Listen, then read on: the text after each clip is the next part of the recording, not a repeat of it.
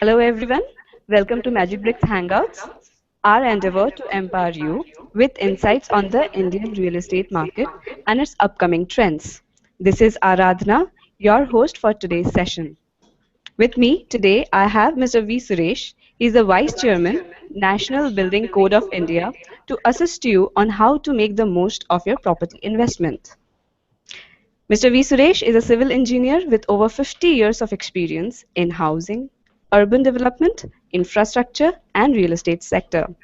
He was the former CMD HUDCO with all-round growth in housing, innovative infrastructure development, and financing, use of appropriate technology applications in the built environment. He is the chairman of IGBC Policy and Advocacy Committee and vice chairman of National Building Code of India, chairman of Housing Committee and member of Smart Cities Committee of BIS and member of Central and State Government, CII and IMC Housing, Infrastructure and Real Estate Committees. He has received 15 awards, including Industry Doyen Award from CIDC in 2011.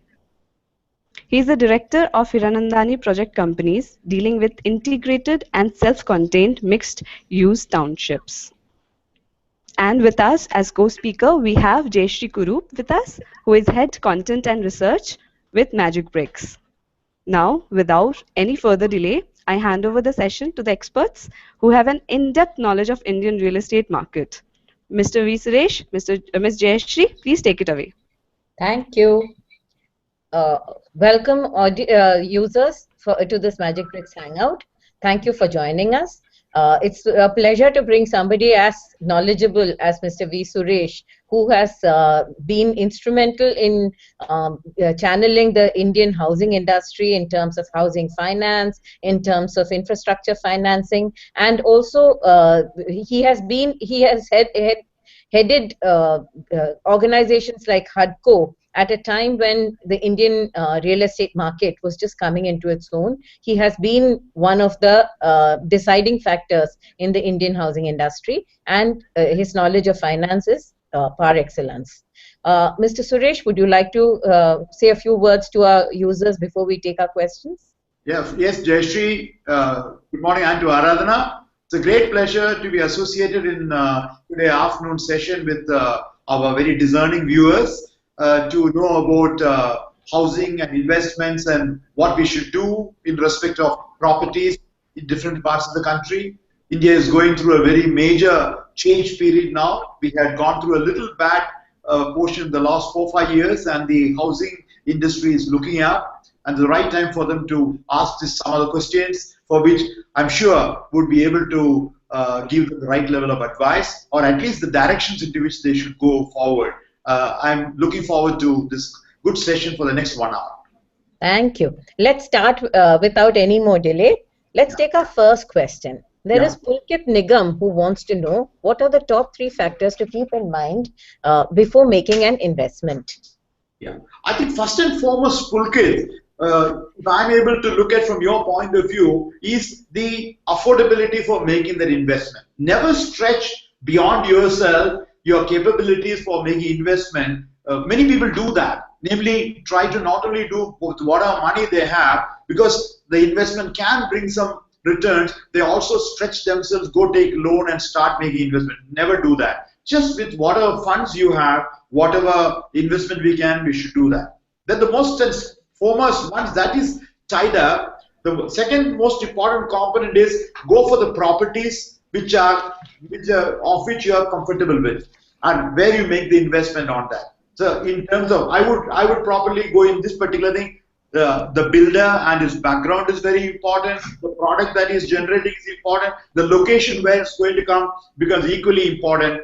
And reasonable due diligence of the ownership document and other facilities, because after all, you're going to put your investment into that, are very important before you take a call on investing. Don't forget, you're not going to acquire a property, you're going to make that as an investment, because that's a question. And therefore, all these are very important that your investment is secure. It'll also grow over a period of time. And that's why you're thinking of making the investment full kit. Okay, let's go to our next question. What steps should I undertake to make my house eco-friendly? This is from Aman Nutwani. Yeah, that's a question pretty close to my heart, especially with all the work that we are doing under the green building movement, and which has grown phenomenally well. Jeshi, I would know whether you're aware that these days we have over 1 million houses which are green buildings, 10 lakhs a house and above, with 1.5 billion square feet through 300 builders all over the country who all gone for the green building rating for the green homes, IGBC green homes. Effectively, what it means is eco-friendly is primarily trying to make your building product a more livable apartment in terms of the quality of life inside there, the fresh air that you get, the light that you get, the amount of water savings, the amount of energy savings, and more importantly, the greening and the external environment that you can think in terms of that. There are many issues that come in making a building project eco-friendly, and these are all coming through the rating systems which are called the green building ratings. Either it can be platinum rated green building project, or gold rated or silver rated project. Essentially, in a 100-point rating scale, each one are identified: integrated water management, integrated waste management, integrated energy management, and the various building materials that you use for your walls and roofs, which are eco-friendly, and also including the paints that are put onto the cover on that. There are various parameters. At the end of it, the product should be good, on which you're happy to come and live over there, and you're going to bring value in terms of savings in natural resources, be it water or energy, using non-conventional renewable source of energy, etc., photovoltaic panels, rainwater harvesting, recycling. All those issues are covered in the point. Actually, it's a topic on which I would like to talk on for 1 hour, but I can't do that. But I think it's reasonably, I just given a capsule version. Possibly, Aradhan, I can open this topic through a one-day session or 1 hour session in the next round. Yeah, certainly. Now, you've got Pinku Lakhera who says, what should you do to get the best out of your property investment? In investment, yeah, that's a it's a good question. But the only thing is, this particular things will also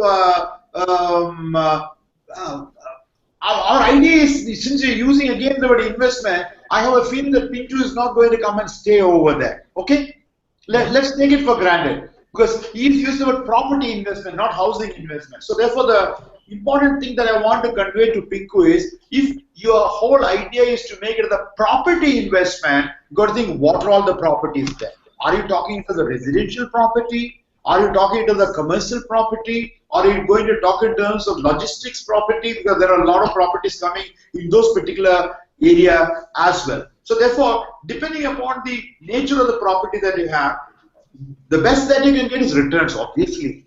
I mean, any investment that you make over, you should be happy that that particular investment, after all, which are the three possible way of investment that you will have? You will either put in properties, or you will put it in equities, or you will put in commodity material or metal like gold or whatever. Among all the three, very clearly things are established. It is the properties, that the residential property and commercial property, which will give you assured returns, definite returns. It would not go through the turmoil of volatility in the market like other investments are making. So the best that you can think, according to me, is the way in which, will this property grow? Will it get a return? As Jayesh used to say, can I get a 7%, 8%, or a 10% type of appreciation, the value of the property? I buy today at this particular thing, maybe 1, 2, or 3 years down the line, when I want to get out of this particular thing, am I able to get a sufficiently better return than what I put into either equities or gold or even FTs for that matter? So that's a thing we have to see. And if you do ensure that, you should be sure that that particular property that you're going to buy, either commercial property, office complex, for rental or whatever, or residential property, is of the right background of people who have got good track record of creating good properties of which you are proud of and to invest. Next time what will happen is, when the same builder comes forward some other new property, even before the property starts, you will invest, because their track record has already shown that wherever we have put our money, it has always shown positive results. Maybe that will also help with another question that we've got on our social media. What are the main things that I need to keep in mind while deciding to invest in property? Would you like to add something to that? I thought didn't we indirectly cover this particular thing in an earlier one in terms of the location, the background of the builder, very importantly, and I think location is an important component. I would reasonably feel that all this is very important. Where is this coming over there? Unless it is in a well planned out new location where all infrastructure, it is not just walls and roofs alone that the property is going to bring on. It is not just so many square feet of built up area, but that has got to be put in a setting which has got the right level of infrastructure, be it in terms of social infrastructure, health facilities, education facilities, the recreation facilities, accessibility to that particular thing in terms of connectivity of transportation, equally important comment. I would say 50-50 for the property per se and the remaining 50% for all the other. That's really bring the opportunity cost of the particular property going up. For example, there are many properties which you buy can go marginally by 5 to 10%, but suddenly some properties can go 20-30%. That's because the environment, the ambience that you're able to create around the property brings an additional value. So that particular wow factor is very important when you decide on the property. And one more message I want to give is also this: any investment you should think is a long-term one. Therefore, invest that particular thing without stretching your finances is one aspect. Do research, and I think this is again a point. Do your own research on various property types, etc., affecting the demand-supply situation in the market, and don't ignore the yield. Whatever yield you can get from that.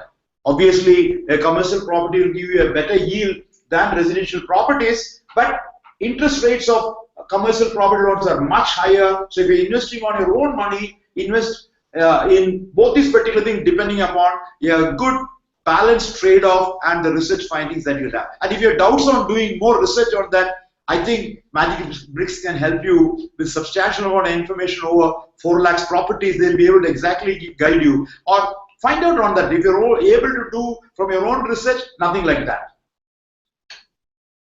Is it okay, Jayashree? Anything more you want on that? Right.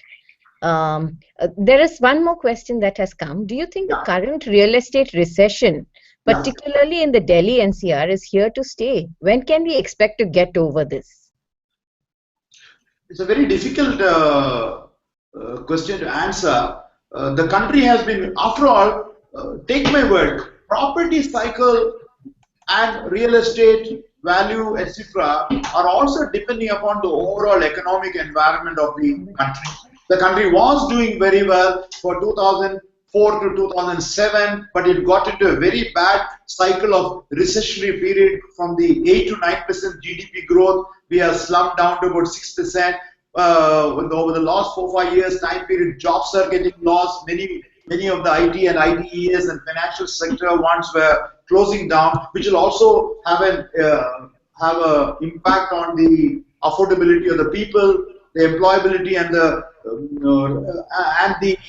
definiteness of the regular cash flows coming, etc. So as a result, what has happened is some of the particular properties, especially in the Delhi, NCR, Gurgaon, as well as Noida, Greater Noida area, I'm given to understand nearly 100,000 odd units are either getting completed or will be completed next 1 year, and that means these particular properties are available immediately, which request being sold over there. But I'm a great optimist, and the way in which things have started moving from since the new government has started coming, the 2015 to 2025, I would say the golden period of next 10 years would be a big boom period for substantial economic revival, getting back into the 8%, 9%, 10% GDP growth level, which is also linked with the investment cycle in various sectors, on manufacturing sector, on the IT and ITES sector, the possible launch of the 100 smart cities initiatives, as well as the Amrut program with about 500 cities to be covered under that,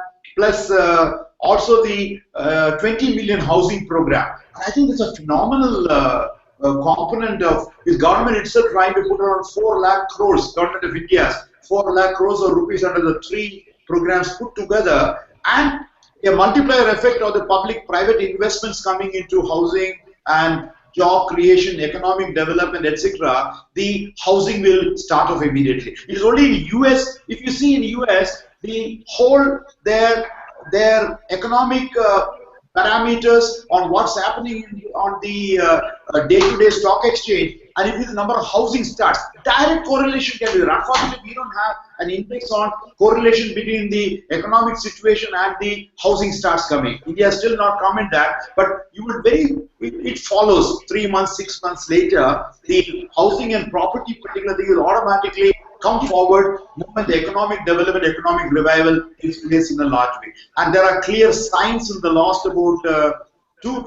quarters in particular, let's say quarter one of 2015, Jan to March and April to June, showing clear signs of revival. The inflation coming down, interest rates as a result of that particular thing also getting lowered. These are all aspects which are very positive, and there is an increasing trend for going towards acquiring property. New housing loan sanctions in the month of April, May, June, as per the latest information I get from all the housing finance companies, shows a clear 5% growth over the previous quarter. So these are clear indications.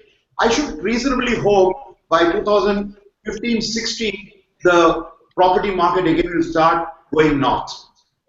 Mr. Suresh, there is a question that has come on our social media, on our Twitter account, where there is Aditi who's asking, if I invest now in Greater Noida, when can I expect returns? Now, the question is that Greater Noida, like you said, there is part of the Delhi NCR where there are going to be over 100,000 new units that are coming up. But there are new drivers that are coming up in Greater Noida, especially the metro announcements that it's going to, the Noida line is going to go all the way through to Greater Noida. Maybe you would like to tell people that when there is an infrastructure investment that is coming and a long-term infrastructure, how do you assess what kind of returns you get in your residential investment? I think, Jayashree, your terms are jugular, especially the Greater Noida and Noida.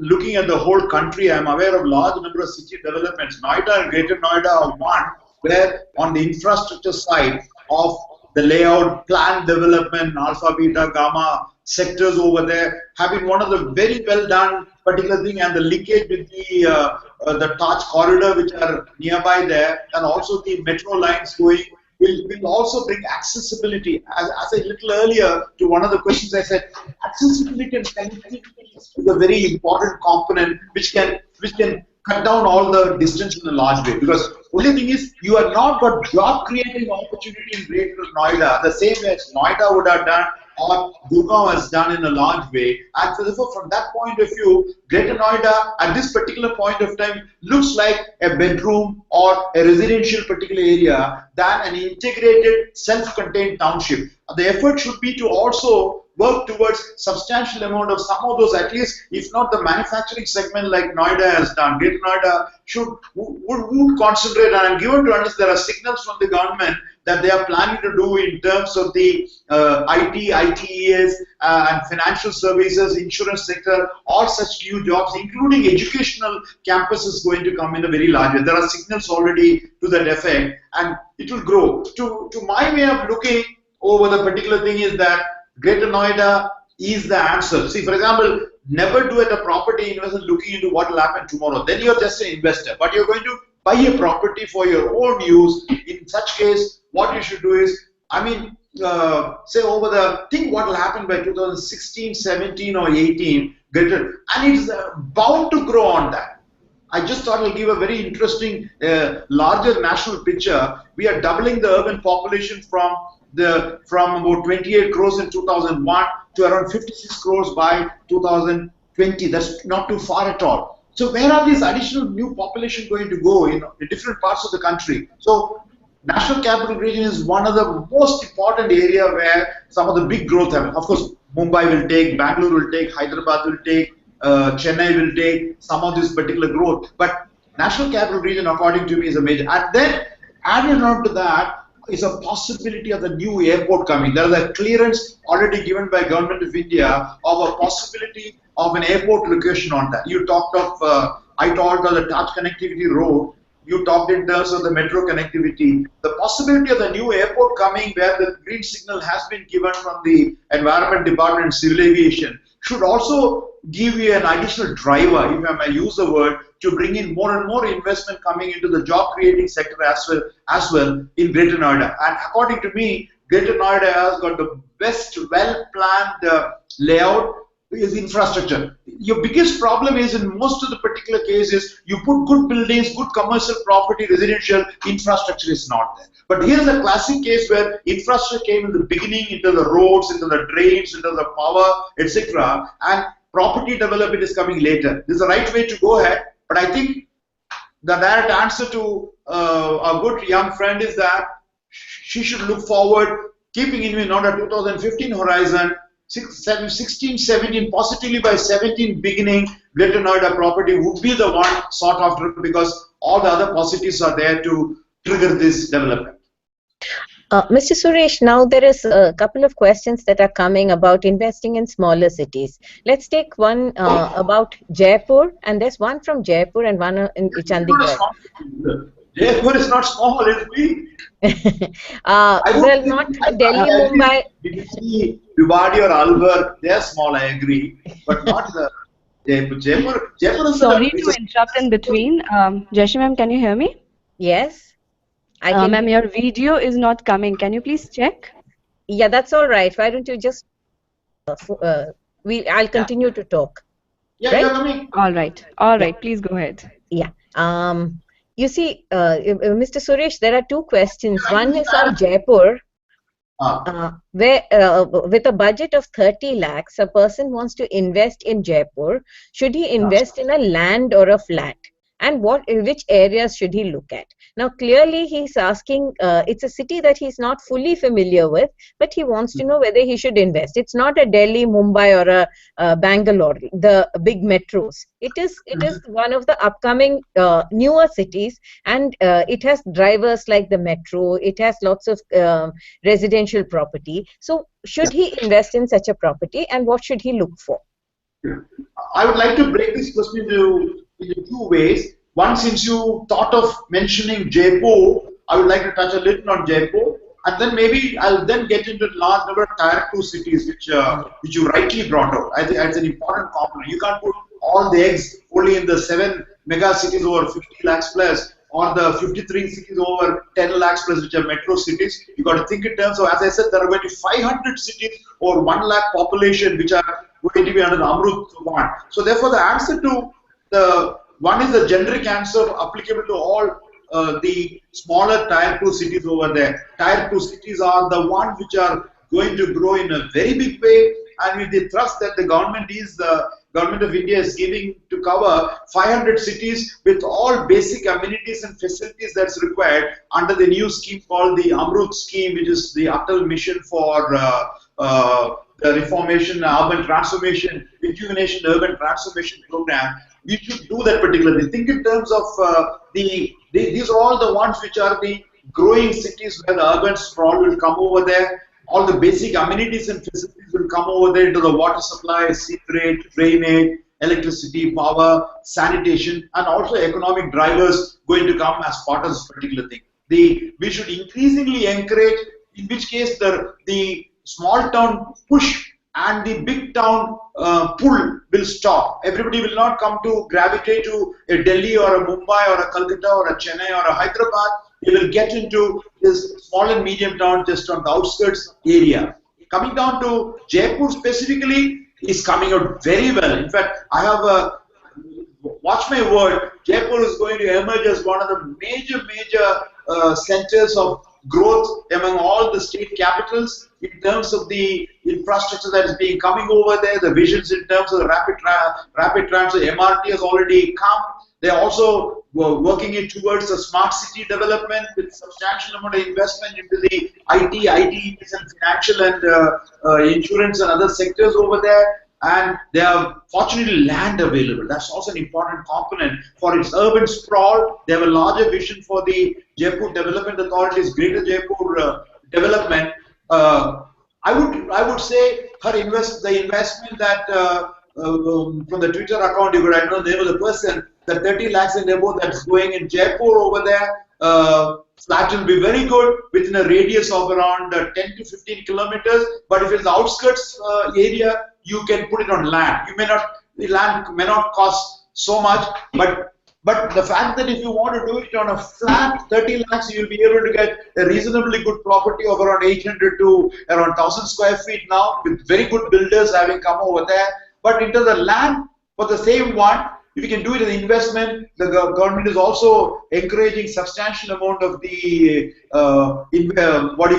housing development through individual contribution also. Only thing is, I would a sense of caution is when you buy on land, please ensure that it is in a good organized layout with the approval of either Jaipur Development Authority for the layout or the town planning department, and good investment and infrastructure should come. Many people buy land, but later on what will happen is there's no road, no drains, no water line, no sewer line. So therefore you should be very careful when you invest in land, what type of land are you going to purchase on.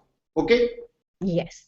Mr. Suresh, here the person has asked whether he should be invested in the property for 5 years. We've got another gentleman who's asked whether he should remain invested for 30 years. Now, typically the question that people want to ask is how long should you hold your property investment so that you get good returns?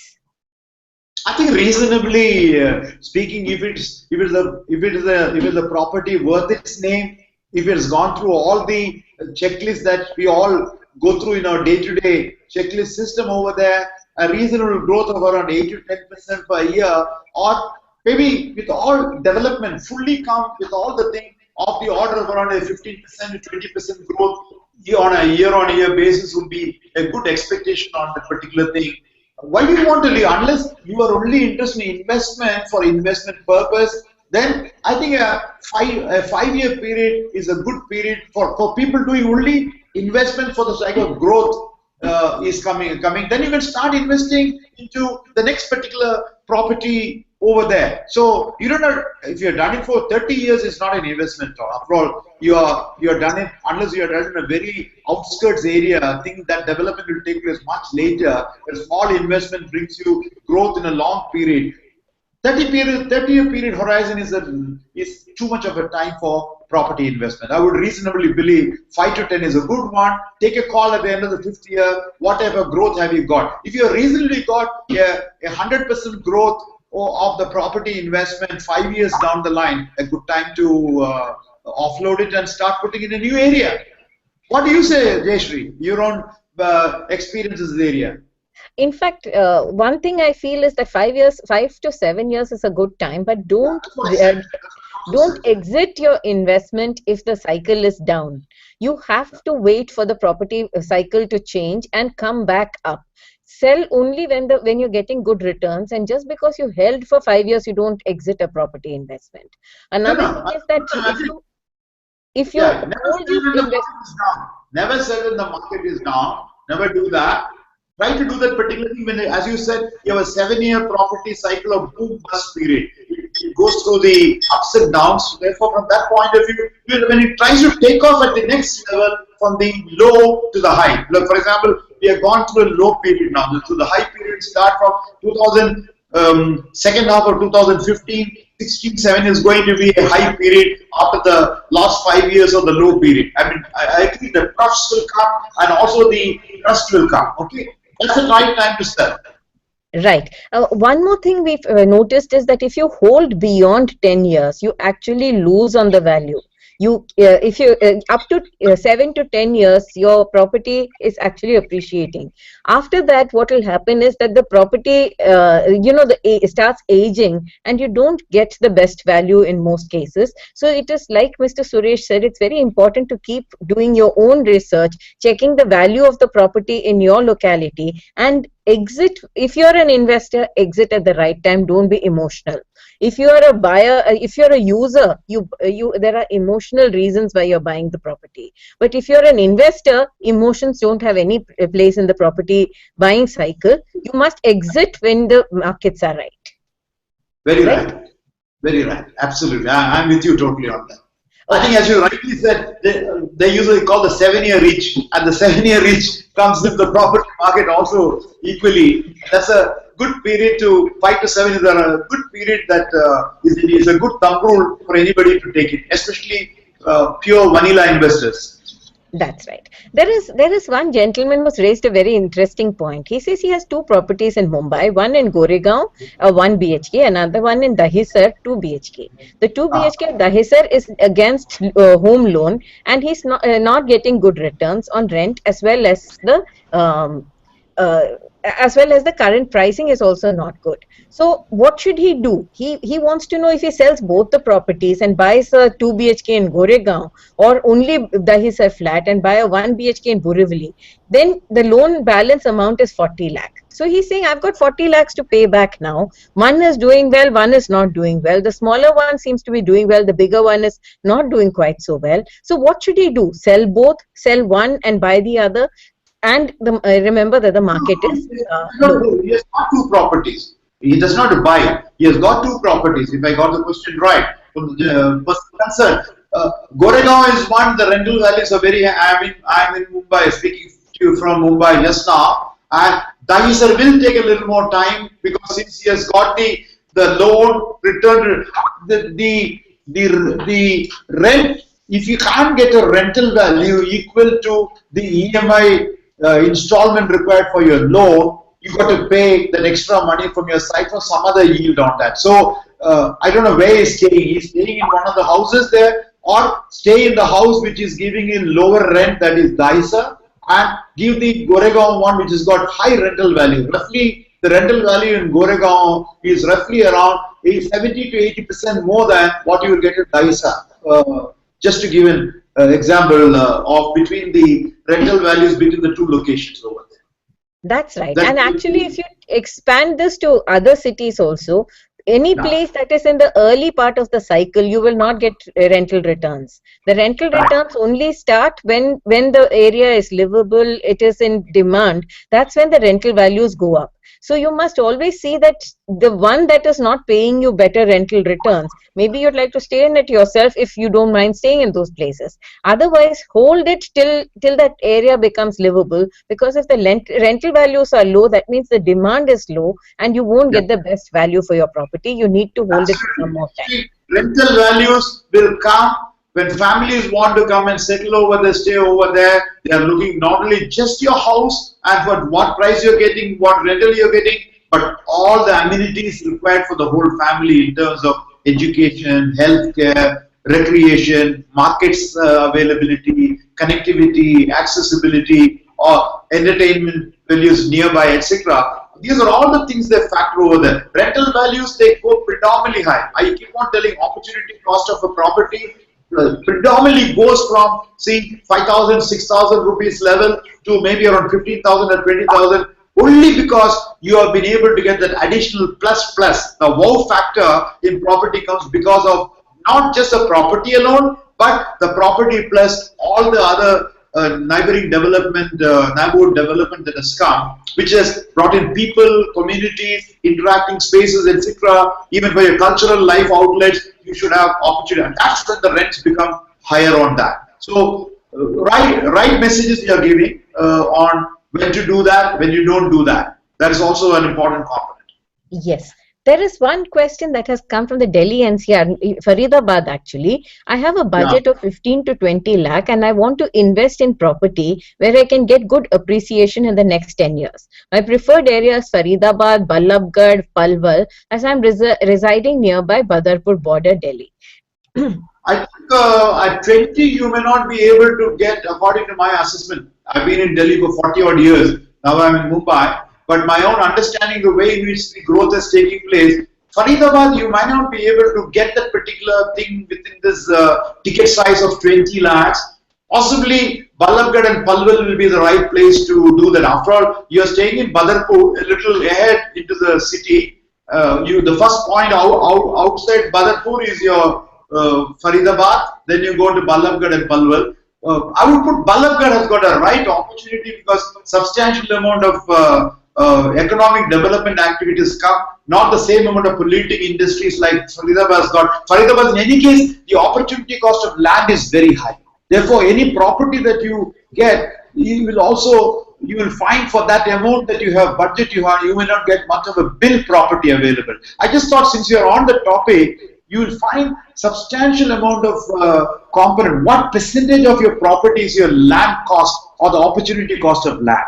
So if it is reasonably 20 to 30% of your property, it's the right thing. But the moment it gets into 80 or 90% over there, then that property is not worth, because you're paying only for the opportunity cost of land and development of that. For example, large number of properties where I am there now staying has gotten to 20,000, which was only around 3,000. That's because the opportunity cost of land has gone up. Construction costs maybe of the order around 2,000 to 2,500 rupees a square feet would be a reasonable one with good finishes, etc. So therefore, to this direct answer to our good friend over there, looks like Amit, I think his name is Amit, or somebody Amit Kumar.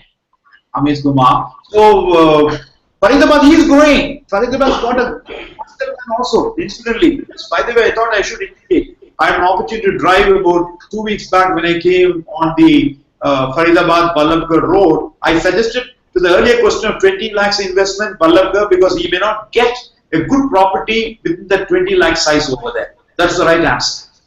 Yeah. I think to that. There is a question we've got from Chennai.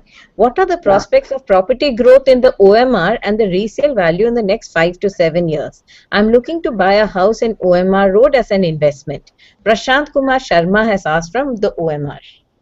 Good. Prashant, go ahead, start investing. OMR, or which is called the IT corridor, it's called the old Mahabalipuram Road. OMR, by everybody knows that. That's where most of the IT parks, ITES, financial sector, as well as the insurance and other sectors, service sectors have opened up substantial amount of their property there. And whoever has bought in OMR has always found that they've been able to get good. What they bought in about 3,000 rupees about 4-5 years back has got into the 5,000 rupees per square feet and 6,000 rupees a square feet level. Now, the developments are now going beyond on the OMR road towards the Mahabalipuram side. I'm talking in terms of a little more into the southern direction of that. The water qualities are good over there. That's another aspect. You are assured quality of water is also good, which is also an very important thing. Connectivity is good, either in terms of the closer to the GST road as well as the main East Coast road. It's a good thing to look for. Please look for good established builders, because suddenly when OMR got opened out, the places got a little crowded with large number of builders feeling that it's the right way. Don't go fly-by-night operators. Please go for good established builders who have shown their track record of delivering things in good quality, in right time, and reasonable price control. These three things are important. Location is not a problem. Location is equally to all the people, all the groups available, which I told already in terms of connectivity and jobs. Economic development also is true. So therefore, what is going to be the discerning factor? Discerning factor is going to be to decide on the builder in whose property you're going to buy. Because I found out there are cases where you got excellent results, at the same time medium and bad results also, just because you're not gone for the right builder or developer. Right. Mr. Suresh, there is Chitendra Verma who asks, what is the top reason which determines the capital appreciation of a property? That's like looking into a crystal ball, but yeah. But I think the answer to that particular is a cumulative thing on all that we have put across. Any appreciation of a property will come based on the value that you can bring on the property. If it's a residential property or a commercial property, or whether you're going to talk in terms of even investment that will come into other infrastructure facilities or schools or hospitals or other related one. If you're able to see that the overall infrastructure around the, I mean, not only the The building per se, or building per se is also an important component where I think somewhere earlier you rightly said beyond 6 or 7 years period, the building maintenance becomes an important component over there. So therefore, you're not able to be sure whether you're able to have the same level of quality as you bought 5 or 7 years earlier. That's a good time you said. But then if you're able to have good properties, good assets and facility management services, which is very important. And according to me, somebody who can invest a 2%, an additional cost that can go per year into keeping the building in a good fit form in terms of not only the building per se, all the infrastructure, the lifts and water services, the firefighting services and the lighting services, the staircases, the common services and other amenities, an equally important component is come on that. So what keeps on appreciating is the way in which the property's health is being maintained properly and with the right level of your equipments, your machineries, your services, your housekeeping, etc., are all in a fit condition on that. Then, of course, as I said, the neighboring level, the roads, then when light starts picking up over there, the waste management issue, the services for other day-to-day needs all being available, all that makes the what you call the value appreciate in a very large way. And another thing is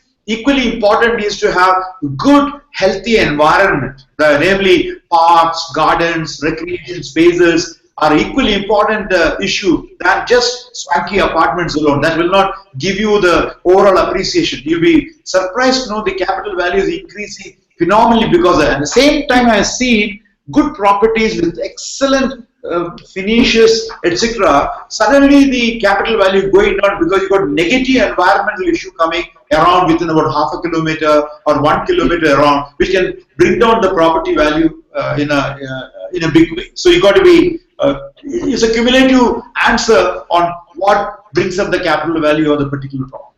In fact, Mr. Suresh, just to add to this, recently when I was in Singapore for a World City Summit, there were some city managers from European cities who said that they have to keep making an effort to upgrade the quality of public spaces, because the more the public spaces are improved, the values of the houses keep improving, because the locality itself is responding to the governance of the locality, how well it is maintained and so on. It's not just your house, it's the locality that you live in. So since you mentioned European case, just recently found 2 or 3 German cities which were there at one point of time very prosperous and doing very well. It is going through a decay period or downsize on economic development, industrial development, etc., etc. So they are closing up. Detroit in US is going to be another major. Like they are getting into slowly ghost towns like the particular things because the economy has completely dried up and the automobile industry or IT, whatever the industry that is driving the economy, they all moved out, etc. And obviously the value of the whole property comes down because you are not creating wealth in the particular city with economic activity. So people are not able to. So that's an important component. A continuous, what can I say, drive or thrust towards keeping that economy of the city going is very important. That will drive all property values and capital values of the property, be it residential or commercial property. Of course, in addition to that maintenance, we already have touched upon that particular thing, not only of the building, but also the environment, also public places. Right. We've got maybe I can add one more. Maybe I can add one more small direction in the current context. This is a very important issue. It's a law and order issue. How comfortable you are. Is it a place safe for the women? Is it a place safe for the families, for you to move around? So those cities which are able to, or those states or cities which are able to have good law and order situation is also an important thing for the appreciation of the capital value of the properties. Absolutely. In fact, we've got Ankush Sharma who's saying, is it a best time to invest in a property in Bangalore? Which locations are expected to yield greater returns? Now, here there are 2 important issues. Maybe you can address them. One is that Bangalore, especially with all the startups and the IT excitement that is happening, Bangalore has suddenly shot back into prosperity. The second thing that he's asking is which locations are expected to yield greater returns. Now in Bangalore, there are clear corridors like the Whitefield, the IT corridor. You've got the airport, the old airport corridor. You've got the North Bangalore, the Hebal, and so on.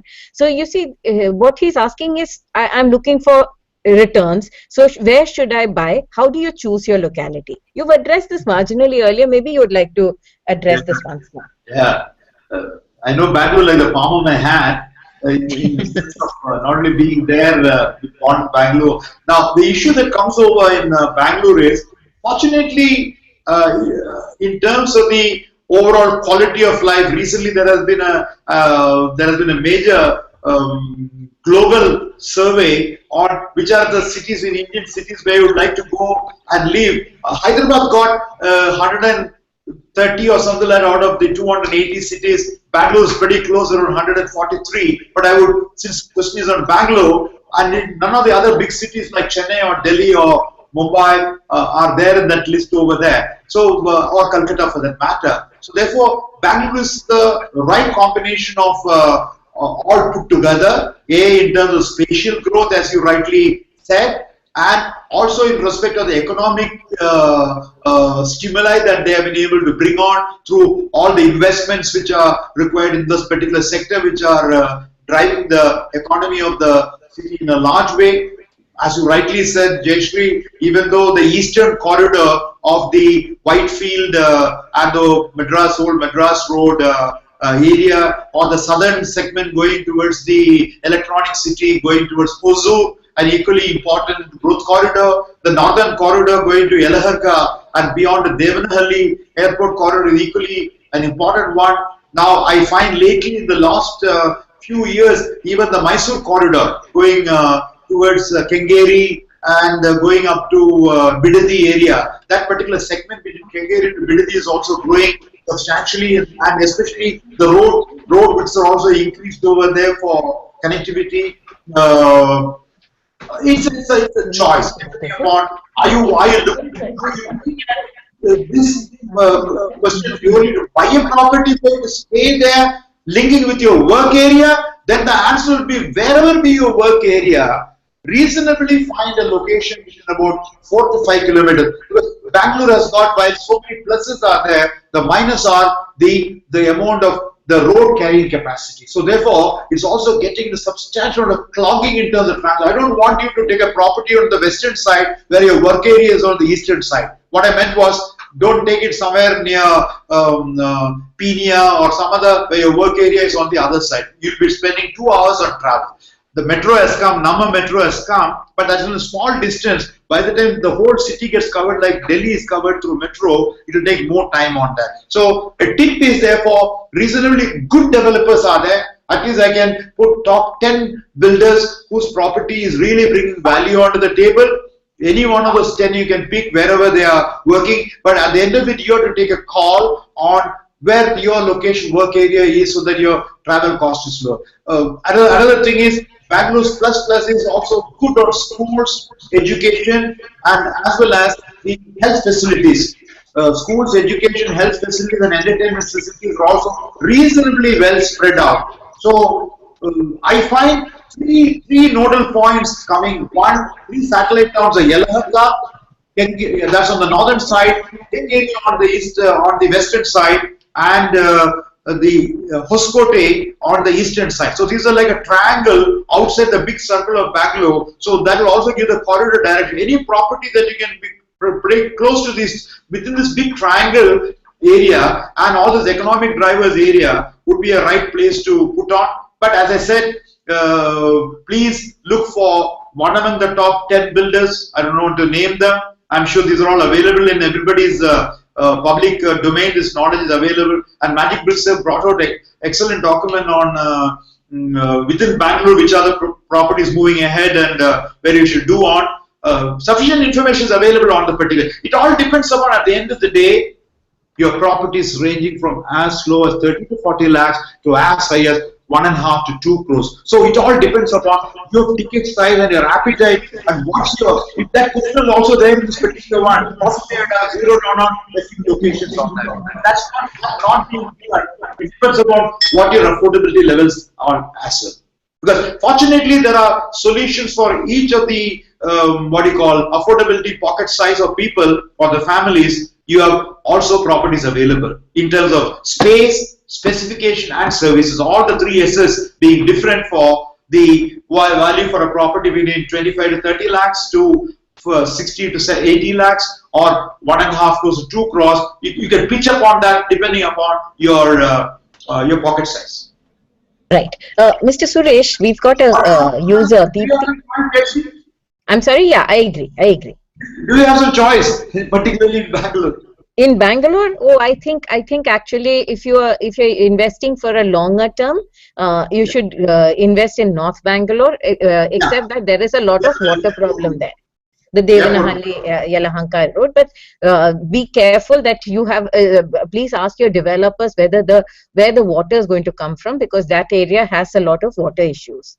But in the Whitefield area, if you're an IT professional, it makes much better sense to be in the Whitefield, Marthahalli, that area. Sarjapur is there's a lot of distance from your living area to work area is reduced, and that's an important consideration for Bangalore. Very important, because you can spend up to 3-4 hours traveling on the road in Bangalore. Only on that. Okay. That's right. And otherwise, when you're buying in Bangalore, another thing is about schools and hospitals and so on, because a lot of people think about how far their children have to travel before they buy the place. Mr. Suresh, there is a user, Deepthi Tandon, who says that what action can we take against a builder who's defaulting on assured returns? We are worried about taking on the builder because...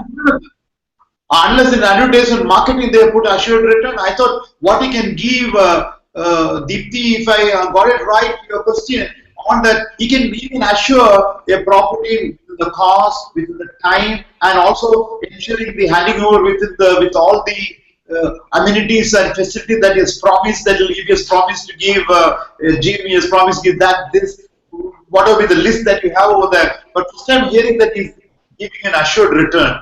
But in the Delhi NCR region, a lot of developers have sold property offering assured returns, commercial as well as residential. They have offered assured returns and they have given predated checks. But the point is that now they're not honoring the checks, and the consumers who have in all good faith bought these properties are wondering what they should do. Should they take on a developer because he's very big and but he has not been paying for 6 months? A clear case. If it is assured return, a clear case for going a consumer redressal forum. You get the present regulator. We don't have the real estate regulator. You have the consumer redressal forum at the city level, state level, as well as at the central level, the apex level. And they've always been, all their judgments are predominantly supportive of the consumer needs over there. So therefore, I can have many cases you find in different parts of the country. If they promised a property in 2 or 3 years time period, not able to deliver, or the money held up for a long period, they always been favoring or approvals not being there, or sold the property beyond what the approval, etc. It has always been, judgments have been always in favor of the consumers on this particular thing. But honestly speaking, this is the first time I'm hearing an assured return being given for the, well, assured return come depending upon what quality of product you have built, number one, which we already discussed on how capital value goes up, plus not only that, what about the environment around? What about the facilities around? What about because he's not going to put the school unless it's integrated development. He's not going to put the hospital, which is a healthcare need. He's not going to put the markets there. He's not going to put the other facility, including law and order. So assured return is the thing which will encompass all these put together. For me to sit over like a crystal ball and say it will have a return of so much, unless you have business as usual, everything being okay, there is no slum coming in the market, etc. What will you do for all the Greater Noida and Noida related cases where things are not sold? What return can you? You're not even able to sell the particular property on that. So it's a very difficult thing. It's a wrong thing. It is not right on the side of the builder to give the assured return component over there. These are things which you normally hope you will get a 8 to 10% growth annually, maybe around 15, 20, after 4, 5 years time period. These are things on which we can think on in our planning. But for them to assure this particular thing, I'm not very sure, unless he has got control over the total environment, unless you deal with the 5,000 acres or 4,000 acres township, where you got a self-contained, integrated township on which not only the building per se, all other elements also, their control on its development. I don't know if you agree with me or not. That's right, Mr. Suresh. But the point is, you see, when the developers had difficulty in accessing cash, a lot of them have gone to the consumers and said, you pay me in advance and I'll give it to you back as assured returns. Now, when the developer who has already made the commitment on paper has started defaulting, the consumer is today worried what to do, because taking on a developer is a big job, because the developers are very powerful and consumers are individuals.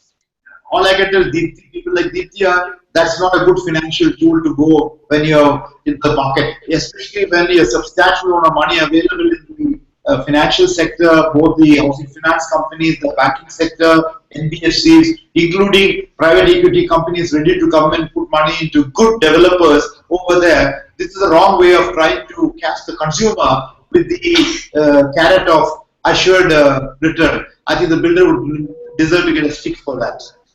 Yes, and that really means that if the developer has promised it, you can go to a consumer court if you have proof that it has been assured to you. I'm sure there will be a proper documentation on that. I'm sure there must have been some documentation on that effect. Then in which case you can go look for that. Okay. Right. There is one very interesting question. Gargi Sanyal has asked, how to sell a house that is on loan? How to divide the amount between my returns and the loan amount? She's obviously taken a house on loan and now wants to sell it. And how does she divide the amount? Difficult question. But I think the answer is simple, because she is left with the Tina factor. There's no alternative, because she is not able to service the loan, number one. Yeah. Number two is therefore she wants to sell it because she wants to use this particular money for some other purpose. So there's a requirement from her side to get away. The only answer to the particular thing is that find out when you take a home loan, you should understand, right or wrong. This is a larger issue Jayashree will have to address. When you repay the particular loan over there, most of the amount that you repay in a loan component for the first 50%. First, suppose you're taking a loan for 15 years time period. In 7.5 years time period, you'll be surprised to know that you only paid 1/3 of the principal. The 2/3 of the principal will be repaid only in the next 50%, in next 7.5 years. That means all the money that you repaid, which you thought you repaid for the last 7 years, so half the loan should be over. No, only about 1/3 of the loan is over. The remaining money has all gone for the interest repayment. And therefore, this is an important issue. At what point is Gargi at today? Gargi, if you want to sell that particular thing or planning to sell that, you should find out how much of the principal of the loan is repaid. Because why I'm trying to say is, whosoever takes that, they'll ask how much is the balance loan to be repaid. And then you'll start getting the shock that even though I paid for 50% of the time period of 15 years, only 1/3 is repaid, that will give a shock. This will make many people to sit and think, well, there is something problem in the loan plus repayment that's coming from all the housing financing institution, and it is not going equally in terms of the principal repayment on that. So therefore, the issue that comes over is, unless the return, the appreciation of the particular property, she's bought this particular property at A rate, and now maybe 3 years or 4 years time is over, the appreciation of the property is much more to take care of. Even if you sell that particular, the property value is higher, because the person who buys this property has to repay back the balance loan as well. So that aspect has got a factor to it. I hope you got now we'll go on to our last question, though we have lots of queries coming in now on our social media as well as on this forum. I thought since we are running out of time, our last question for the afternoon. There is Amit Thakur who says, I'm interested in building a home for senior citizens in Nagpur. What should I keep in mind before venturing out? He wants to build. He wants to build. Nagpur.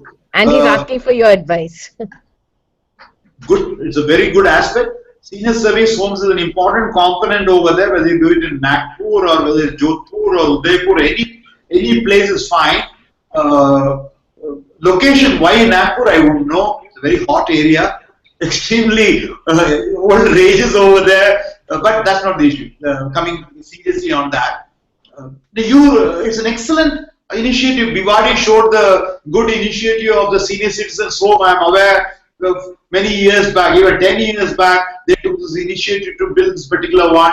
When you do that, please do it in a very sensitive way. Don't take it in a godforsaken place, which is much away. They are away from civilization and humanity and community over there, and therefore you should do that particular thing in a very nice, sensitive way of age groups between something required between 65 to 75, 75 to 85, and 85 and beyond. So I'm aware of a very interesting case, Jayashree. I had an opportunity to see that